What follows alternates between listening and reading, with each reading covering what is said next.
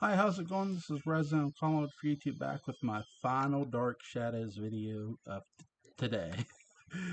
I'm here to do a read along of the Dark Shadows Daybook article written by Patrick McCray. Uh, the Dark Shadows Daybook, May 6th, by Patrick McCray. Taped on this day in 1969, episode 751. When Quentin transforms into a wolf, no one is safe. As others succumb to fear, will Trask let go of his. Dorcas, Gail Strickland, repeat 30 minutes.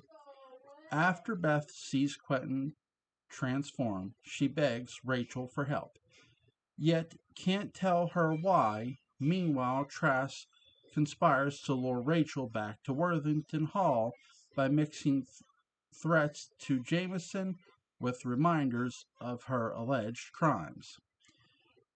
He is aided by a jealous faculty colleague of Rachel's, the lovely Dorcas Trilling.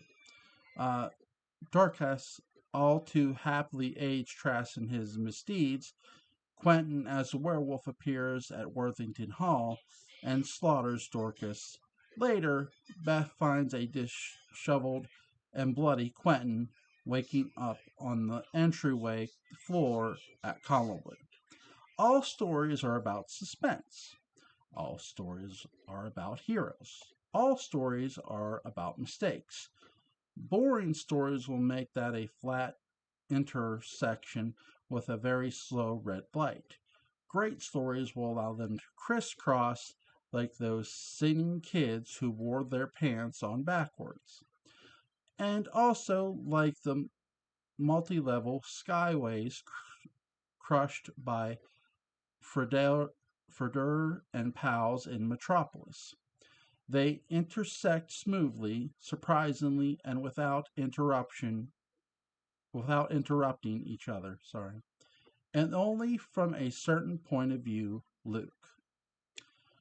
Boring stories versus great stories, and Dark Shadows is which kind? Question mark.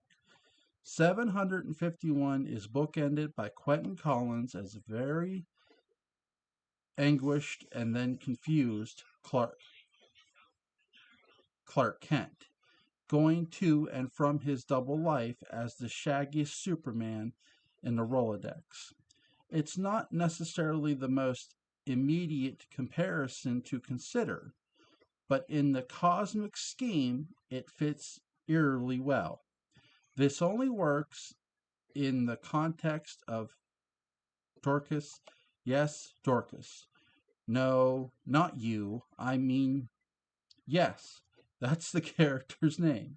I would never call you that, largely because it's probably not your name. It comes from the Bible, and we need to return it to the Bible by 6 o'clock, or else we get charged for using it the entire night. We won't need Dorcas long. Her brutal mutilation really peps up an episode devoted to the study of lying, and it certainly gives us a prime peck of pickled prevarications from which we can pick. For reasons good and bad, Beth is simply trying to secure as much help for Quentin as possible, without mentioning that it's related to an occult transformation. So that's good. But then we have Gregory Trask looking Dorcas straight in the eye and explaining that confinement and starvation are for Jameson's own good. That's bad. He is in one of his most prolific moods, as well, and extorts his way into a visit from Rachel.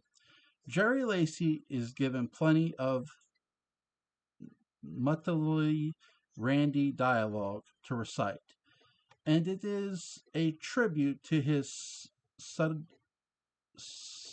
subtle and sense of taste that he pulls it off for the delight of the audience, without tipping off Dorcas, a character smitten with Trask and willing to turn a blind eye to actively keeping a starving hostage, a child hostage.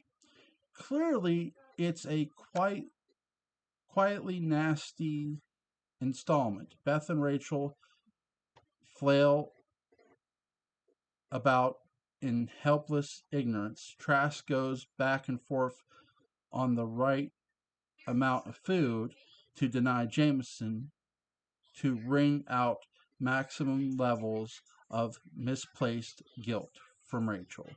For an episode that starts with Quentin's excruciating, excruciating transformation into the wolf, it's in no danger of exploiting the creature. It slides precariously near the humdrum as we see Dark Shadows again serve up its blue plate special of horrible people gloating. Then, Werewolf Quentin smashes into Worthington Hall, kills Dorcas, and vanishes into the night. Okay, yes, it's Dickinson's coincidence, but that's the point. There is no reason for Quentin to seek out and attack Dorcas. As with the appearance of most short timers on the show, the introduction of Dorcas precedes her inevitable sacrifice on the altars of stakes and suspense. It becomes a strangely cosmic statement, where the series regulars become Sam Fuller's four horsemen from the Big Red One, doomed to live while everyone else is just another pin cushion of Demesis in a show rifle with class tension. Here is another take on haves and have nots, as unfair as it is accurate, but the universe is built on thermodynamic balance. I was deeply satisfied by the wolf's choice of victims. She was violently cruel, and Dark Shadows has quite enough of that. Thank you. However, Quentin, even in his Lupin delusions, yes, and no real reason to attack that location with such surgical precision, but perhaps he followed Rachel. Perhaps he sensed Jameson's peril. Perhaps the universe sent him there as a reminder that actions have consequences, and acts might be cleaned up, but pronto. He's not the hero of the episode. The very mechanism of the plot is, and there is a vast comfort in that. It's about time the universe took a break from all the entropy already. The story gods reveal in saving just a few of the right people. Dark Shadows knows that we are not the right people after all. We have the time to watch TV. And you never hear about a luxury like that at Collingwood. But although we may not be the stars, we are not necessarily doomed. The formula is simple. Life, just don't be a Dorcas about it. The episode hit the airwaves May 6, 1969. All right, guys, I hope you enjoyed the read-along. Link to Patrick McCray's article in the Collinsport Historical Society will be in the description box. If you have not checked it out already, go check it out. It is really well written, better than what I read. Great article.